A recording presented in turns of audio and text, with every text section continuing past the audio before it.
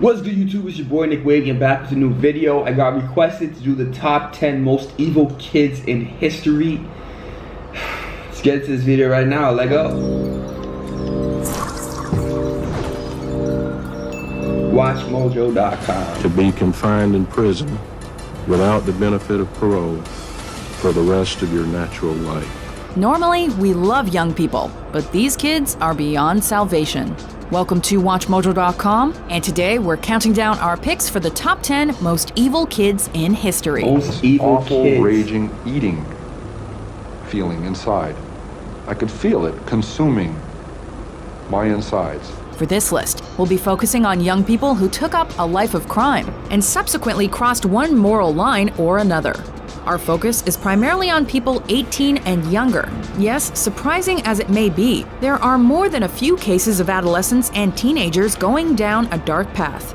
So you won't find the Menendez brothers here, since they were 21 and 18 years old at the time of their parents' murders. Number 10, Willie Bosket. For some people, there just doesn't appear to be any option except crime. That's what Harlem native Willie Bosket seemed to think. He believed that, like his father, he himself would end up being a murderer. Between March 19th and 27th, 1978, the 15-year-old fatally shot 3 people, including one New York Transit employee. Bosket pleaded guilty, but was initially sentenced to a mere 5 years in a youth facility. He later went on to accumulate a sentence of 82 years to life for assault, arson, and attempted escape from a correctional facility. Number 9, Josh Phillips. I knew Josh and knew that visibly he was one of the nicest kids in the neighborhood. Is it right to call this an error in judgment? Back in November of 1998, a young girl named Maddie Clifton went missing in Jacksonville, Florida. A week after Maddie's disappearance, her body was found in the waterbed of 14-year-old Josh Phillips, who had beaten and stabbed her to death. Phillips has since claimed he regrets the incident, but with a life sentence on first-degree murder charges and no parole in sight, we doubt he'll be leaving prison anytime soon. Why'd he do that, though? In my own time, I believe I will find the forgiveness that will satisfy my Imagine that happening to Number your kid. 8, Edmund Kemper. I had no thoughts at all that Ed could do what he said he had done. Appearing well-adjusted can disguise some of your worst qualities. Then I began destroying inanimate objects, valuables of mine and others. Like Barbie Then I began dolls? killing dogs, cats. For instance, young Edmund managed to convince psychologists at the Atascadero State Hospital that he was of sound mind, despite having killed his grandparents in the aftermath of an argument when he was 15. He called his mom after he killed his grandparents, his father's parents, and said, "Mom, I just killed. What should I do?" And How she does somebody said, do that? "Call the cops." He managed to avoid serving more than 5 years in prison and was released in 1969. But tragically, that allowed him to murder 6 female college students, his mother, and his mother's friend 3 years later. It goes without saying that appearances can be deceiving. So how come they get in a car with somebody at that time? She judged me not to be that guy. Damn. I didn't look like him. Number 7, Graham Young. And was really educating himself into being an extremely expert chemist. It's just unfortunate that the chemistry he was interested was poisonous. Suddenly, tea seems a lot less appetizing now. Meet Graham Young, a native of Neasden in London, who had been fascinated with the effects of poison since his childhood. He'd slipped some antimony into his friend's sandwich. Williams would be off school for a few days with some mystery virus. The doctors would say it was a virus or a bug. In 1962, Young was arrested after confessing to the attempted poisoning of his family, an act which included serving his own sister tea laced with deadly nightshade. The teen underwent 9 years of detainment in the psychiatric facility Broadmoor Hospital before he was released, only to later use his position as a quartermaster to poison approximately 70 people with tea, which earned him the nickname the Teacup Poisoner. Fitting, but unsettling. He should never have been let out of Broadmoor in the first place. I accept that he manipulated and was clever there. Number 6, Brian and David Freeman. Siblings stick together, even in the face of a criminal investigation. Brothers Brian and David, the eldest children of the Freeman family, were also fervent neo-Nazis who resented their strict upbringing as Jehovah's Witnesses. The duo's resulting violent relationship with their family came to a head in February of 1995, when both brothers were apprehended for the murder of their parents and younger brother Eric. It all came out in that one second. I think about it. It just happened. Brian, David, and their associate/cousin Ben Birdwell conspired to plead guilty and avoid the death sentence. They got their wish, but landed lifetime sentences in the process. I never thought about the consequences of anything I did at that age. I was impulsive. I didn't care about the future.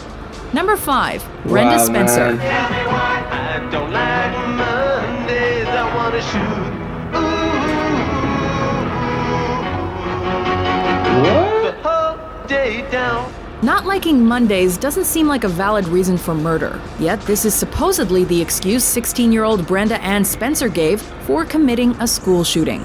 On January 29, 1979, Ms. Spencer fired 30 rounds of ammunition at Cleveland Elementary School. What? The shots killed the school's principal and a custodian, while leaving 8 children and a police officer injured. Bruh. Upon surrendering to the police, Brenda pled guilty to 2 counts of murder and assault with a weapon, earning her a sentence of 25 years to life. This is the type of case where, in our view, she should never be released from prison.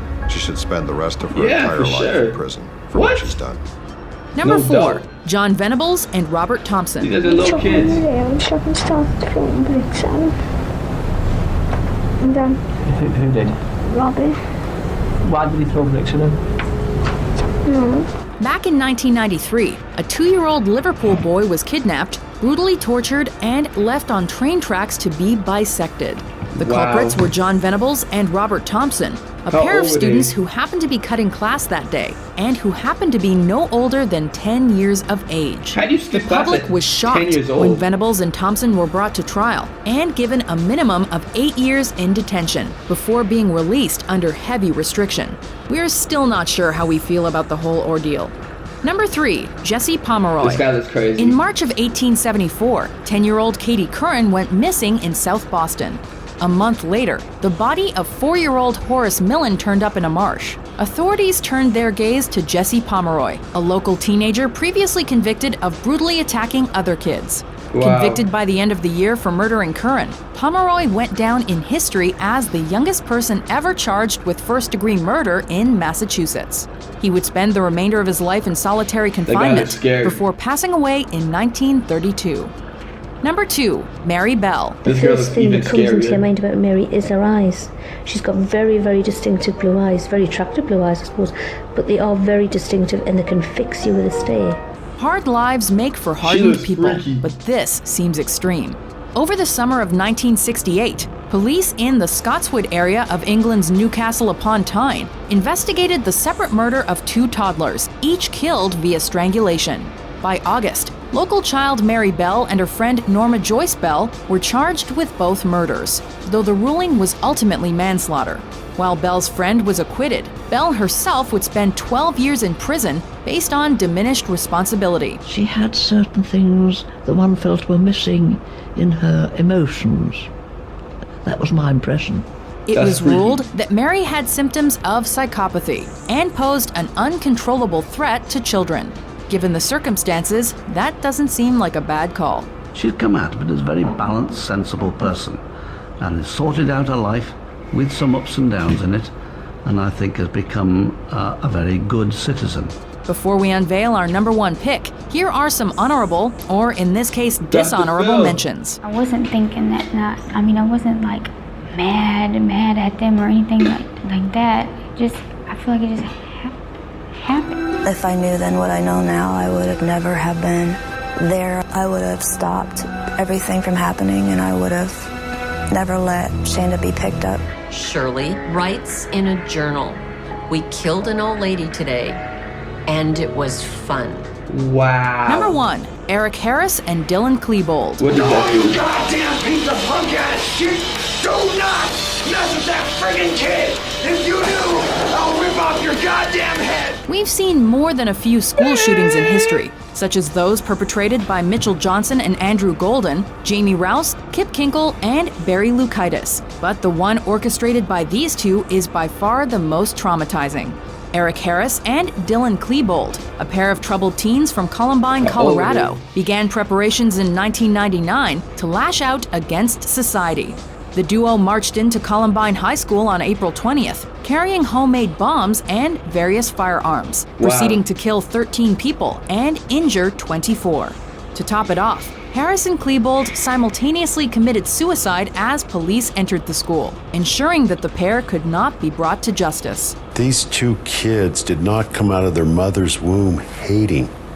What happened from the time they were born to the time that they carried out this? Do you agree with our list? What sinister kids gave you goosebumps? For more emotionally charged top 10s published every day, be sure to subscribe to WatchMojo.com. How did you get the knowledge to outsmart the police? Watching television, believe it or not. Bruh. Yo, some of those people look scary. If I seen those people, I'll have to go in the opposite direction. But dang. Like, I don't know what to really say right now, you know? Like, that's just messed up. I'm gonna have that original link in the description. Y'all go check it out if you're interested. But that's some freaky stuff, man. That's some freaky stuff. Press the like button, subscribe, and stay tuned for the next one.